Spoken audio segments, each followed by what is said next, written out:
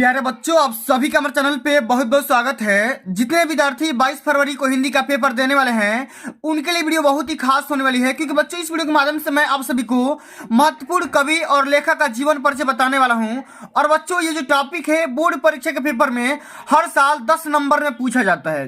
और बच्चों, इस वीडियो के माध्यम से मैं आप सभी को तुलसीदास, सूरदास, जयशंकर प्रसाद, आचार्य रामचंद्र शुक्ल और डॉक्टर भगवत शरण उपाध्याय का सबका जीवन परिचय बताने वाला हूं। और बच्चों, अब की बार 2024 बोर्ड परीक्षा में जीवन परिचय कैसे लिखना है, जीवन परिचय लिखते समय कौन कौन सी गलतियां नहीं करना है, सब कुछ मैं आप सभी को इस वीडियो के माध्यम से बताने वाला हूं, समझाने वाला हूं। इसलिए आप सभी से हम्बल रिक्वेस्ट है, इस पूरे वीडियो को शुरू से लेकर के अंत तक जरूर देख लेना।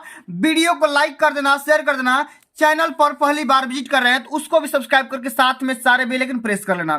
तो ये बच्चों, बिना टाइम को वेस्ट किए इस वीडियो को स्टार्ट करेंगे। उससे पहले वीडियो को एक बार प्यार से लाइक कर दो और कमेंट में जय हिंद लिख दो कि हम वीडियो को स्टार्ट करेंगे। और सबसे पहले बच्चों, हम यहाँ पे पढ़ेंगे तुलसीदास का जीवन परिचय। और अब की बार बोर्ड परीक्षा के पेपर में तुलसीदास का जीवन परिचय कैसे लिखना है और जीवन परिचय लिखते समय कौन कौन सी बातें ध्यान में रखना है, सब कुछ मैं आप सभी को डिटेल में डिस्कस करने वाला हूँ, ठीक ना। इसलिए आप सभी से हम्बल रिक्वेस्ट भैया कि वीडियो को बिना स्किप किए हुए अंत तक जरूर देखना, तभी जाकर के आप जीवन परिचय का टॉपिक को अच्छे से समझ पाएंगे। सबसे पहले बच्चों करना क्या है, आप सभी को बोर्ड परीक्षा के पेपर में यहाँ पे तुलसीदास का यहाँ पे हेडिंग लगा लेना है ब्लैक पेन से। उसके बाद जीवन परिचय को भी आपको ब्लैक पेन से हेडिंग लगाना है और इसमें लिखेंगे कि गोस्वामी तुलसीदास जी का जन्म सन 1532 ईस्वी में बांदा जिले के राजापुर नामक ग्राम में हुआ था। तो बच्चों, पहली लाइन से आपको दो चीजें पता चल जाती है कि इनका जन्म कहाँ हुआ था और कब हुआ था। दो चीजें आपको यहाँ पे पहली लाइन क्लियर कर देती है। कुछ विद्वान इनका जन्म स्थान एटा जिले के सोरो ग्राम में मानते हैं। आचार्य रामचंद्र शुक्ल ने राजापुर का ही समर्थन किया है। तुलसीदास जो थे सरजू पारीण ब्राह्मण थे। इनके पिता आत्माराम दुबे और माता का नाम हुलसी देवी था, जो कि अभुक्त मूल नक्षत्र में पैदा होने की वजह से इनको त्याग कर दिया था। इनका बचपन अनेक आपदाओं से बीता था। सौभाग्य से इनको बाबा नरहरि जैसे गुरु का साथ मिला, ठीक ना। आगे लिखेंगे कि इन्हीं की कृपा से इनको शास्त्रों के अध्ययन अनुशीलन का अवसर मिला। स्वामी जी के साथ ये काशी आ गए, जहां परम विद्वान महात्मा शेष सनातन जी ने इन्हें वेद वेदांग, दर्शन, इतिहास, पुराण आदि में शिक्षा दी।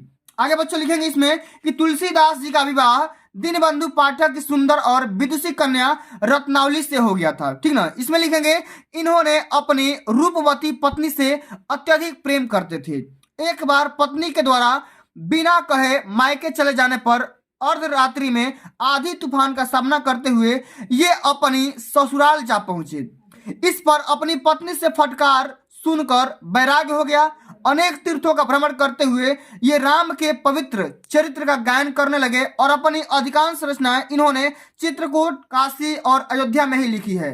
काशी के 80 घाट पर सन 1623 ईस्वी में इनकी मृत्यु हो जाती है। तो बच्चों, आप सभी लोग को इसी प्रकार से बोर्ड परीक्षा के पेपर में जीवन परिचय लिखना है और जीवन परिचय लिखते समय कौन कौन सी गलतियां नहीं करना है। अब हम आइए उसको समझ लेते हैं। तो भैया देखो, जीवन परिचय लिखते समय आप सभी को जीवन परिचय और साथ में कवि का यहाँ पे रचना का भी नाम पूछा जाता है, उसको भी समझ लेते हैं। तो रचना में लिखेंगे क्या कि तुलसीदास की जो भी फेमस रचना का नाम है श्री रामचरितमानस, विनय पत्रिका, कवितावली, गीतावली, ठीक ना। इस प्रकार से इनकी एक रचना का नाम लिख दोगे, आपका पूरा का पूरा नंबर मिल जाएगा। अब बच्चों, क्लास 12th के बच्चों के लिए साहित्य में स्थान में पूछा जाता है, तो यहाँ पे आप आसानी से लिख सकते हो कि भैया गोस्वामी तुलसीदास हिंदी साहित्य के सर्वश्रेष्ठ कवि हैं। इन्होंने अपने काल के समाज की विसंगतियों पर प्रकाश डालते हुए उनके निवारण के उपाय सुझाए। साथ ही अनेक मतों और विचारधाराओं में समन्वय स्थापित करके समाज में पुनर्जागरण का मंत्र फूका। इसलिए इन्हें समाज का पथ प्रदर्शक कवि कहा जाता है। तो बच्चों, इस प्रकार से आप सभी को तुलसीदास के यहाँ पे जीवन परिचय लिखना है। अब बच्चों, हम आगे समझते हैं भैया कि सूरदास का जीवन परिचय कैसे लिखेंगे और लिखते समय कौन कौन सी गलतियां नहीं करेंगे, ठीक ना। आइए बच्चों, इसी प्रकार से आप सभी को सूरदास के यहाँ पे हेडिंग लगा लेना है। अंत में लिखेंगे यहाँ पे जीवन परिचय। इसमें क्या लिखना है कि सूरदास का जन्म सन 1478 ईस्वी में आगरा मथुरा मार्ग में रुनकता नामक ग्राम में हुआ था। कुछ विद्वान दिल्ली के निकट सिंही नामक ग्राम को ही इनका जन्म स्थान मानते हैं। सूरदास जी जन्मांध थे। इस विषय में भी विद्वानों में मतभेद है, लड़ाई है, झगड़ा है, ठीक ना। आगे लिखेंगे बच्चों, इन्होंने कृष्ण की बाल लीलाओं का, मानव स्वभाव का एवं प्रकृति का ऐसा सजीव वर्णन किया है जो आंखों से प्रत्यक्ष देखे बिना संभव नहीं है। इन्होंने स्वयं को अपने आप को जन्मांध कहा है। सूरदास की रुचि बचपन से ही भगवत भक्ति के गायन में थी। आगे लिखेंगे कि इनसे भक्ति का एक पद सुन करके पुष्टि मार्ग के संस्थापक महाप्रभु बल्लभाचार्य ने इन्हें अपना शिष्य बना लिया। और आगे लिखेंगे कि श्रीनाथ जी के मंदिर में कीर्तन का भार सौंप दिया गया। श्री बल्लभाचार्य के पुत्र विठल दास ने या विठल नाथ ने अष्टछाप नामक नाम से 8 कृष्ण भक्त कवियों का जो संगठन किया था। सूरदास जी उनके सर्वश्रेष्ठ कवि थे। लिखेंगे आगे कि वे गौ घाट पर रह करके जीवन पर्यंत कृष्ण की लीलाओं का गायन करते रहे। श्री सूरदास जी का जो मृत्यु है सन 1583 ईस्वी में पारसोली नामक ग्राम में हो गया। ठीक ना। अब बच्चों रचना का नाम क्या लिखेंगे इसमें? सूरसागर, सूरसरावली, साहित्य लहरी। ठीक ना। इनकी जो फेमस यहाँ पे रचना का नाम है, आप यहाँ पे आसानी से लिख सकते हो। ठीक ना। तो बच्चों पेपर में आप सभी से केवल जीवन परिचय और रचना का नाम पूछेगा, आप आसानी से यहाँ पे लिख करके आ जाना, पूरा नंबर मिलेगा भैया, एक भी नंबर कटेगा नहीं। अब आइए बच्चों हम आगे बात करेंगे जयशंकर प्रसाद का जीवन परिचय कैसे लिखेंगे, इनको भी जरा ध्यान से समझ लेते हैं। ठीक ना। तो इसमें लिखेंगे जयशंकर प्रसाद, तो लिखेंगे कि हिंदी साहित्य के महान कवि, नाटककार, कहानीकार एवं निबंधकार श्री जयशंकर प्रसाद जी का जन्म काशी के एक प्रतिष्ठित वैश्य परिवार में सन 1889 ईस्वी में हुआ था। इनके पिता का नाम देवी प्रसाद था, माता का नाम मुन्नी देवी था। बचपन में ही पिता की मृत्यु हो जाने के कारण जयशंकर प्रसाद की प्रारंभिक शिक्षा घर पर ही हुई थी। इन्होंने हिंदी, संस्कृत, उर्दू, फारसी का गहन अध्ययन किया था। माता पिता एवं बड़े भाई की मृत्यु हो जाने की वजह से इनको व्यवसाय और परिवार का उत्तरदायित्व संभालना पड़ा। लिखेंगे कि युवावस्था से पूर्व ही भाभी और एक के बाद दूसरी पत्नी की मृत्यु से इनके ऊपर विपत्तियों का पहाड़ ही टूट पड़ा। आगे लिखेंगे कि इनको विषम परिस्थितियों से जीवन भर संघर्ष करना पड़ा, लेकिन इन्होंने हार नहीं मानी और निरंतर साहित्य की सेवाओं में लगे रहे। क्रमशः प्रसाद जी का शारीरिक चिंताओं से जर्जर हो गया। अंत में लिखेंगे अंततः क्षय रोग से ग्रसित हो जाने के कारण 14 नवंबर सन 1937 ईस्वी को केवल 48 वर्ष की उम्र में इनकी मृत्यु हो जाती है। बच्चों अंत में लिखना है आपको रचना का नाम। रचना का नाम में क्या लिखेंगे, जिससे यहाँ पे देखो फेमस रचना का नाम स्कंदगुप्त, अजातशत्रु, चंद्रगुप्त, आकाशदीप, कंकाल, कामायनी, झरना, तितली, लहर, इनकी फेमस रचना का नाम यहाँ पे लिखा गया है। ठीक ना। अब चलो बच्चों हम आगे लिख लेते हैं, आगे समझ लेते हैं भैया कि आचार्य रामचंद्र शुक्ल का जीवन परिचय कैसे लिखेंगे, कैसे याद करेंगे और लिखने का सही तरीका क्या रहने वाला है। ठीक ना। इसमें लिखेंगे कि श्री आचार्य रामचंद्र शुक्ल का जन्म सन 1889 ईस्वी में बस्ती जिले के अगोना नामक ग्राम में एक संभ्रांत परिवार में हुआ था। इनके पिता चंद्रमणि शुक्ल मिर्जापुर में कानूनगोई थे। इनकी माता अत्यंत विदुषी और धार्मिक थी। इनकी प्रारंभिक शिक्षा दीक्षा अपने पिता के पास जिले की राठ तहसील में हुई। उन्होंने मिशन स्कूल से 10वीं परीक्षा की पास की। आगे लिखेंगे कि गणित में कमजोर होने के कारण ये आगे नहीं पढ़ सके। इन्होंने FA इंटरमीडिएट की शिक्षा इलाहाबाद से ली थी, किंतु परीक्षा से पूर्व ही विद्यालय ही टूट गया।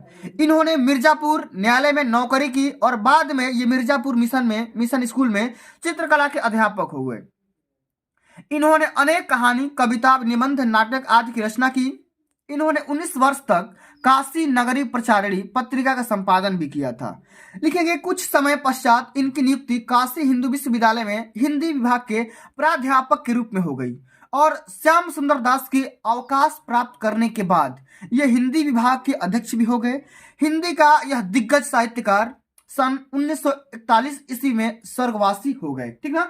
इसी प्रकार से बच्चों इतने सुंदर अक्षरों में आप सभी को बोर्ड परीक्षा के पेपर में जीवन परिचय लिखना है। अगर आप इस आइडिया के साथ लिखते हो तो भैया आपका एक भी नंबर ना कटेगा और पूरा का पूरा नंबर भाई मिलेगा। अंत में लिखना है रचना। रचना में क्या लिखेंगे? चिंतामणि, रसमीमांसा, त्रिवेणी, सूरदास, ठीक ना, जायसी ग्रंथावली, तुलसी ग्रंथावली आदि इनकी फेमस रचना का नाम है। अब चलो बच्चों आगे हम बात कर लेते हैं कि डॉक्टर भगवत शरण उपाध्याय का जीवन परिचय कैसे लिखेंगे और लिखने का सही तरीका क्या होगा। तो बच्चों इसमें लिखना है कि डॉक्टर भगवत शरण उपाध्याय जी का जन्म सन 1910 ईस्वी में बलिया के उत्तर प्रदेश के उजियारपुर नामक ग्राम में हुआ था। इनकी प्रारंभिक शिक्षा अपने ग्राम में हुई थी। उच्च शिक्षा प्राप्ति के लिए ये बनारस आए और काशी हिंदू विश्वविद्यालय से प्राचीन इतिहास में MA की परीक्षा उत्तीर्ण की। लिखेंगे आगे कि ये संस्कृत साहित्य और पुरातत्व के अध्येता तथा हिंदी साहित्य के उन्नायक रहे हैं। ये प्रयाग और लखनऊ संग्रहालयों के पुरातत्व विभाग के अध्यक्ष भी रहे हैं। इन्होंने पिलानी स्थित बिड़ला महाविद्यालय के प्राध्यापक के पद पर भी कार्य किया। तत्पश्चात विक्रम विश्वविद्यालय उज्जैन में प्राचीन इतिहास विभाग के प्रोफेसर एवं अध्यक्ष पद पर कार्य करके अवकाश ग्रहण कर लिया। आगे लिखेंगे कि देहरादून में क्या लिखना है, आगे लिखेंगे कि देहरादून में अस्थायी रूप से निवास करते हुए साहित्य सेवा में ये जुट गए। ठीक ना। आगे लिखना है कि अगस्त सन 1982 ईस्वी में इस मनीषी साहित्यकार ने इस असार संसार से विदा ले ली। ठीक ना। और अंत में लिखना है आपको फेमस रचना का नाम, कृतिया का नाम। इसमें क्या लिखेंगे, विश्व साहित्य की रूपरेखा, साहित्य और कला, खून के छींटे, इतिहास के पन्नों पर, सागर की लहरों पर, और अंत में लिखना है ठूठा आम। इनकी फेमस रचना का नाम दिया गया है। तो बच्चों इसी प्रकार से इसी आइडिया के साथ आप सभी को बोर्ड परीक्षा 2024 में 22 फरवरी के हिंदी के पेपर में महत्वपूर्ण जीवन परिचय लिख करके आना है। और मैं पूरे यकीन के साथ बोल सकता हूं, पूरे विश्वास के साथ बोल सकता हूं कि जो ही बच्चा इस प्रकार से जीवन परिचय वाले टॉपिक बोर्ड परीक्षा में लिख करके आएगा उसका भैया एक भी नंबर ना कटेगा और पूरा का पूरा नंबर मिलेगा। ठीक ना, जितना बोर्ड परीक्षा में ये नंबर क्या पूछा जाता है। तो फिर बच्चों आज के लिए बस इतना ही। अगर ये वीडियो आप सभी को अच्छी लगी होगी, हेल्पफुल लगी होगी, तो वीडियो को लाइक कर देना, शेयर कर देना। चैनल पर नए होंगे तो उसको भी सब्सक्राइब करके साथ में सारे बेल आइकन प्रेस कर देना। जल्द मिलते हैं अगली वीडियो में, तब तक के लिए जय हिंद, जय भारत, वंदे मातरम।